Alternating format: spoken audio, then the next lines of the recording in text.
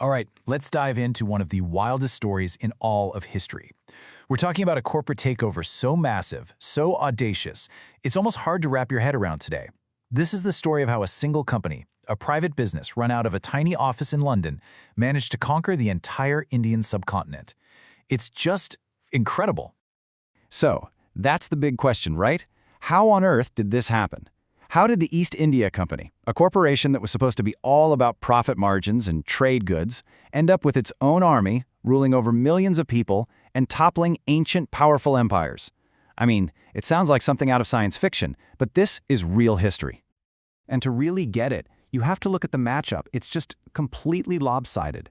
On one side, you've got the East India Company. It's just a business from a small island nation looking to make a buck. And on the other side, you've got the Indian states, the Mughals, the Marathas. These are vast, wealthy empires with centuries of history and tradition. This was the ultimate David versus Goliath story. So, how did David win? Well, the answer starts with what you might call the company's secret weapon. And it wasn't just one thing. It was this powerful mix of advantages that gave them a serious edge, both on the battlefield and, behind the scenes. It really boiled down to a winning formula. First, they had better gear. Their muskets could fire faster, their cannons shot further. Simple as that. Second, discipline. Their troops, and this included a huge number of Indian soldiers they recruited, the sepoys, were drilled and trained relentlessly. And third, and this is so important, they paid their soldiers on time. A regular paycheck bought a kind of loyalty that a local prince, who often paid his army with land, just couldn't compete with. You throw in some seriously ambitious and ruthless leaders like Robert Clive and a massive bank account from their global trade, and suddenly you've got a force that's pretty much unstoppable. But all the military and money in the world was only half the story. The other half was what was happening inside India itself. The political scene was, well, the perfect setup for a strategy the British would become absolute masters of: divide and conquer. This is a really critical point to understand. In the 18th century, there wasn't this single unified country called India. The subcontinent was more like a patchwork quilt of rival kingdoms.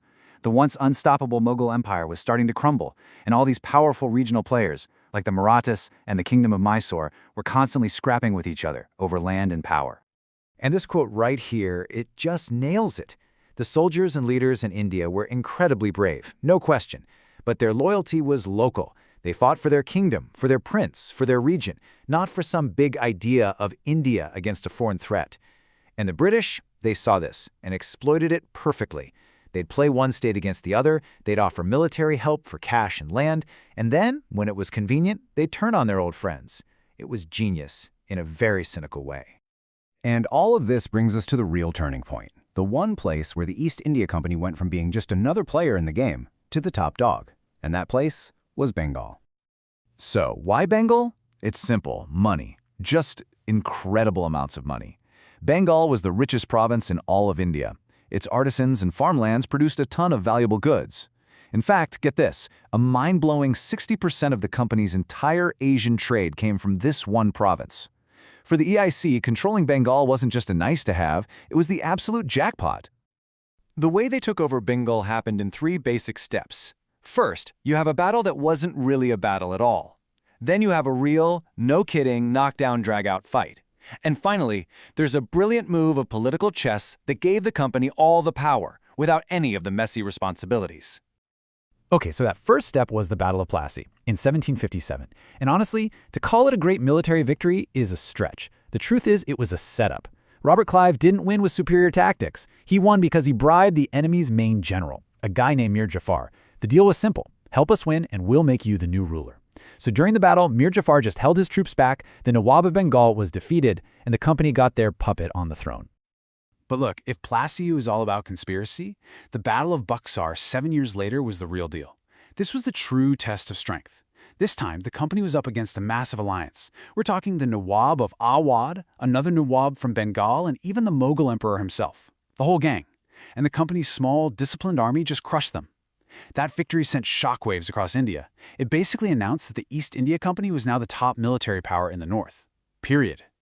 So winning at Buxar gave Robert Clive, who had come back to India to sort things out, this incredible opportunity. He could have just declared the company the new rulers of Bengal. But he did something way, way smarter, and a whole lot more sinister. Clive's masterstroke all came down to this one word, the Diwani. He basically forced the defeated Mughal emperor to sign a piece of paper that granted the Diwani of Bengal and its neighboring regions to the East India Company. And what did that mean? It meant this private British company now had the legal right to collect all the taxes from millions of people. It was like being handed the keys to the entire treasury. And this is where you see the twisted genius of Clive's plan. He set up this dual government. So on the one hand, the local Indian ruler, the Nawab, he stayed on his throne. He had all the responsibility for actually running the place. Law and order, roads, all that stuff. But the company? They held the Diwani. They had all the power to collect all the money.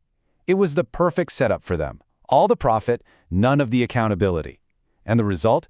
It was an absolute disaster for Bengal. The province was bled dry, leading to a horrific famine just a few years later. So the conquest of Bengal, locked in by the Diwani, completely changed the game. The East India Company wasn't just a trading business anymore. It was now a government, a tax collector, a military superpower. And all that tax money from Bengal, that's what paid for the armies that would go on to conquer the rest of India. Now, for a long, long time, a lot of historians argued that the British just kind of stumbled into creating their Indian empire. There's this famous line from historian John Seeley that it was all done in a fit of absence of mind. The idea is that they just came to trade, got tangled up in local politics, and oops, they accidentally ended up with an empire. It's a convenient story, isn't it? But you gotta ask yourself, was it really an accident, or was it something else? Maybe not some grand evil master plan hatched in London from day one, but more like a series of brilliant and totally ruthless improvisations. A company so obsessed with profit that every time an opportunity came up, they took it. They seized every advantage, they broke every treaty, they fought every war they had to win the ultimate prize. So what do you think? Was it just an accident of history, or a corporate strategy executed with brutal perfection?